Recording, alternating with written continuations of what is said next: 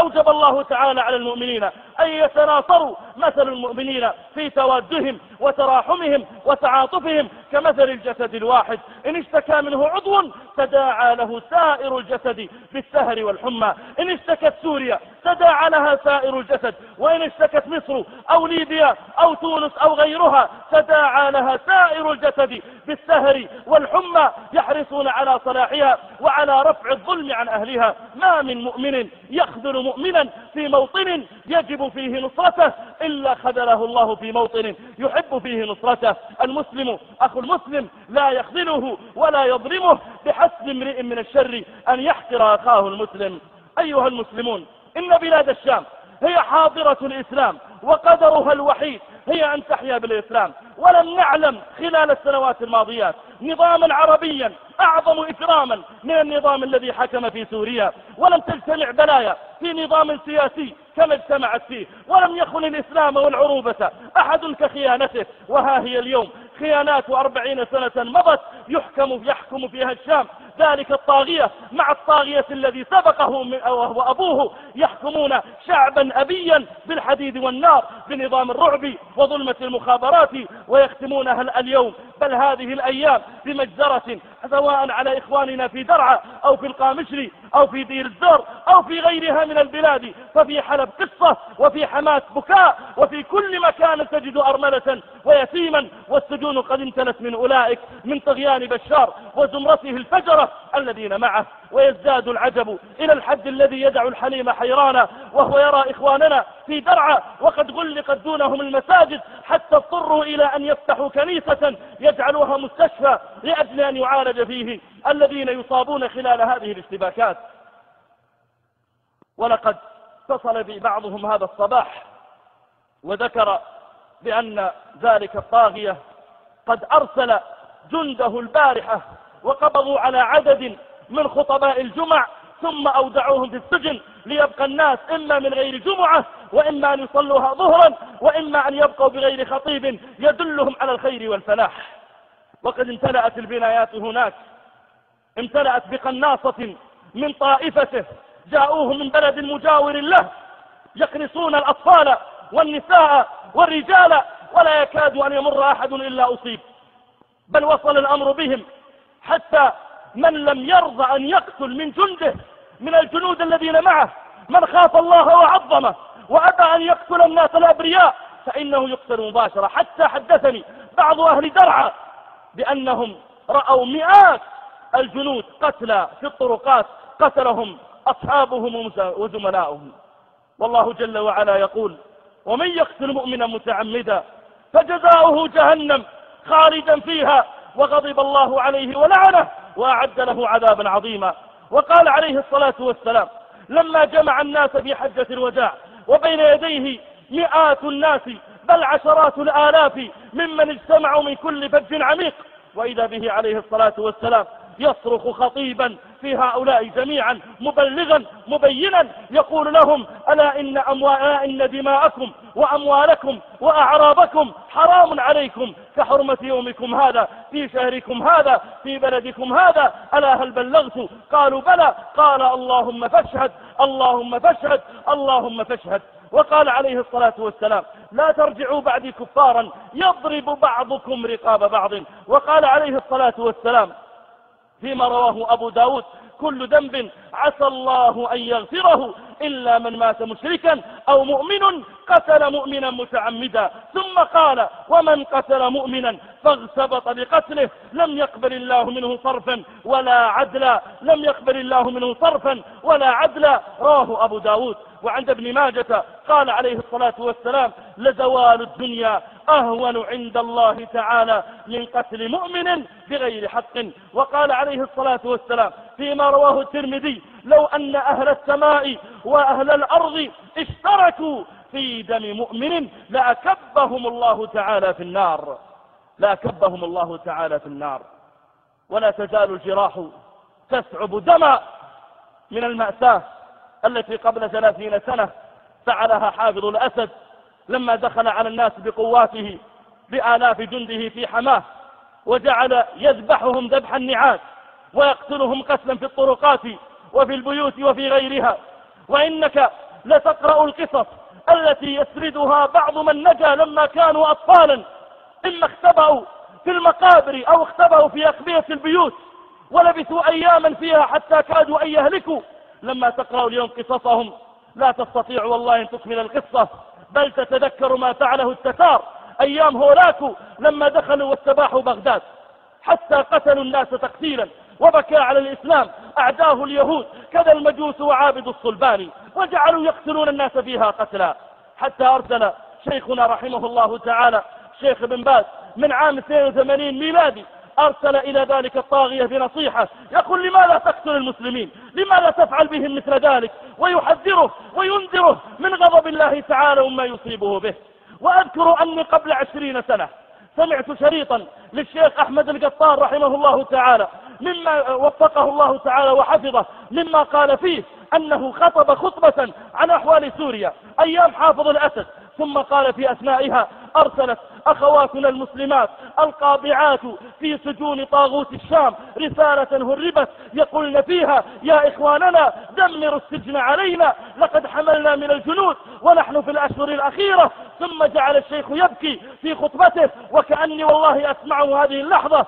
جعل يبكي ويقول أي سماء تضلنا، وأي ثياب تلفنا، وأي أرض تقلنا، وأختنا على مثل هذا الحال تغتصب في ذلك الموضع والمكان. هذا الكلام سمعته قبل 20 سنة، ولا يزال إلى اليوم يقع ما يقع في تلك السجون. وما رأيت أحدا خرج من سجن سواء من مصر أو من تونس أو من سجون ليبيا أو من سجون سوريا إلا وجدت الذي وقع في سجون سوريا من التعذيب والتنكيل والاضطهاد والاستعباد ومحاولة الإهانة أعظم والله مما يفعله أولئك سواء في مصر أو في غيرها، حتى إنك لتعجب مما يخترعون من أساليب يعذبون بها الناس تعذيبا. ولولا خشيتي على أسماعكم وقلوبكم لذكرت لكم بعض ما بين يدي من أنواع التعذيب الذي حدثني به إخوة سجنوا في ذلك المكان، بل أصبح من الطبيعي أن يغيب الرجل عن أسرته 20 سنة و30 سنة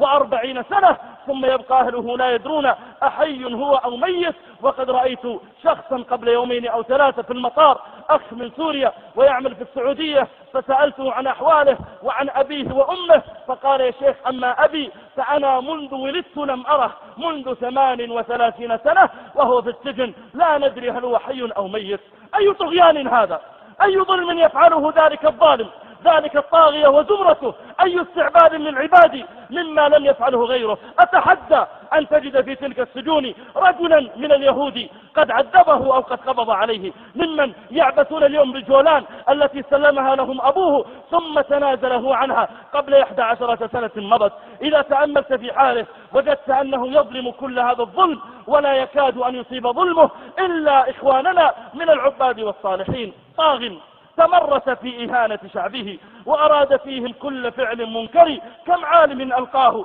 في زنزانة مشؤومة، كم عابد ومفكر، ولكم أراق دماء قوم ما لهم ذنب سوى التقوى وحسن المخبر، سنوات حكم عاشها متخوضا يبتاع في سوق الضلال ويشتري. يا سوريا يا شعبها الحر الذي منذ انطلاق الظلم لم يتحرر، يا سوريا يا ساحة الأحرار، يا وطنا محى أسطورة المستعمر، يا أيها الشعب المجاهد إننا لنرى ملامح وجه نصر مسفر، خذ من أحبتك العزاء فإنهم حضروا وإن أجسادهم لم تحضر، يا رب أنقذ سوريا من ظالم ما زال يمشي مشية المتبختر، وامن على المستضعفين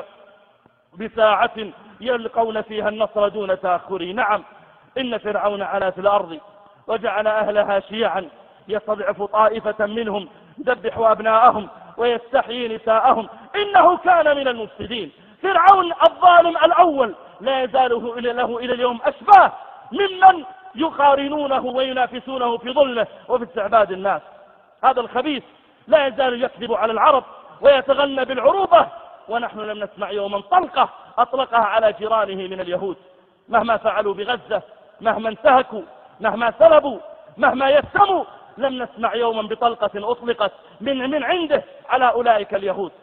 بل سلمهم ما سلمهم من أراضي المسلمين دون أن يلتفت إلا إلى مصلحته وجبنه وخيبته.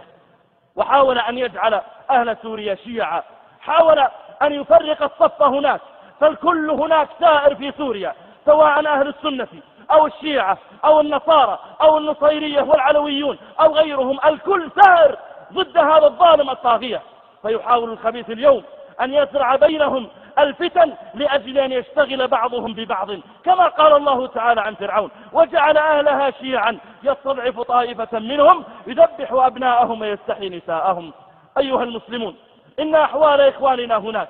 لا توجب علينا جميعا نصرتهم بقدر المستطاع. توجب على حكام المسلمين الذين يتولون أمور المسلمين في جميع البلدان، والذين طالما اجتمعوا مع ذلك الطاغية في مؤتمرات ومجالس، توجب عليهم مناصحته وبذل النصيحة له وتحذيره مما يفعل، ورفع الأمر إلى الجهات الدولية التي تحقن دماء إخواننا هناك. توجب علينا نحن مناصرة إخواننا بالدعاء والوقوف معهم والمشاركة فيما نستطيع من وسائل الإعلام والخطب وغيرها، لعل الله تعالى إذا لقيناه ألا يرانا قد قصرنا في شيء من نصرة إخواننا. أسأل الله سبحانه وتعالى أن ينصر إخواننا في سوريا، أسأل الله تعالى أن يحقن دماءهم، أسأل الله أن يتقبل شهداءهم، أسأل الله أن يرينا في الطاغية هناك عجائب قدرته، وأن يرينا ذلك في زمرته الذين يتعاونون معه على الباطل. قولوا ما تسمعون واستغفر الله الجليل العظيم لي ولكم من كل ذنب فاستغفروه وتوبوا إليه إنه هو الغفور الرحيم. والشكر له على توفيقه وامتنانه، وأشهد أن لا إله إلا الله وحده لا شريك له تعظيما لشانه، وأشهد أن محمدا عبده ورسوله الداعي إلى رضوانه، صلى الله وسلم وبارك عليه وعلى آله وإخوانه وخلانه ومن سار على نهجه واقتفى أثره واستنى بسنته إلى يوم الدين. أما بعد أيها المسلمون، لقد ذكر أكثر أهل العلم في زماننا اليوم الكلام عن نصرة إخواننا في سوريا، حتى قال شيخنا الشيخ صالح بن الحيدان وفقه الله تعالى وهو يؤيد إخواننا في سوريا على ما هم عليه من رفع الظلم والطغيان من ذلك المتحيز القدر، وكان الشيخ وفقه الله يقول لهم في فتوى نشرت في عدة وسائل كان يؤيدهم على أن يواصلوا جهادهم ضد ظلمه، ويقول حتى لو مات الثلث لأجل أن يبقى الثلثان على خير وصلاح. وكذلك فعل اتحاد علماء المسلمين وعدد من المشايخ والعلماء أصدروا في ذلك بيانات، فإخواننا هناك على حق، ونسأل الله تعالى أن يتقبل شهداءهم، نسأل الله أن يتقبل شهداءهم وأن يداوي جرحاهم وأن يجمع كلمتهم وأن يجعل العاقبة لهم كما قال عز وجل: ونريد أن نمن على الذين استضعفوا في الأرض ونجعلهم أئمة ونجعلهم الوارثين ونمكن لهم في الأرض ونري فرعون وهامان وجنودهما منهم ما كانوا يحذرون. اللهم يا حي يا قيوم يا ذا الجلال والإكرام يا من عز فارتفع وذل كل شيء له وخضع، اللهم إنا نسألك أن تنصر إخواننا في الشام، اللهم أنزل عليهم نصرك يا قوي يا عزيز، اللهم أنزل على إخواننا نصرك وتأييدك، اللهم اجمع كلمتهم على الخير والهدى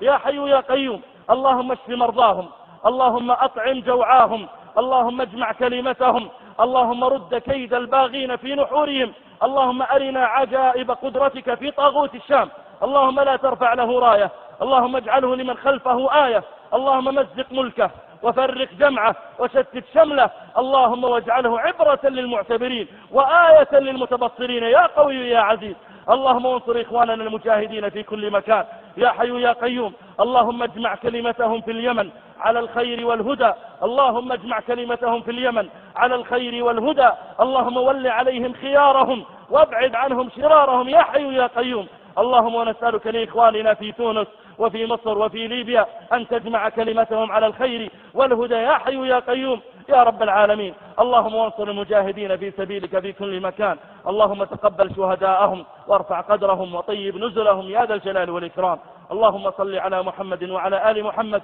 كما صليت على إبراهيم وعلى آل إبراهيم، وبارك على محمد وعلى آل محمد كما باركت على إبراهيم وعلى آل إبراهيم إنك حميد مجيد. سبحان ربك رب العزة عما يصفون وسلام على المرسلين والحمد لله رب العالمين.